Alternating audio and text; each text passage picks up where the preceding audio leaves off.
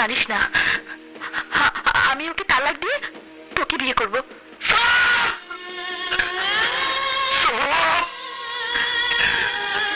মিথ্যাবাদী,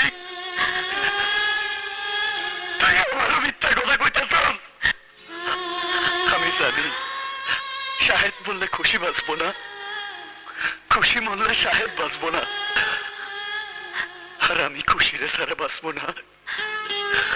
কিন্তু আমার খুশি অনেক দূরে চলে গেছে।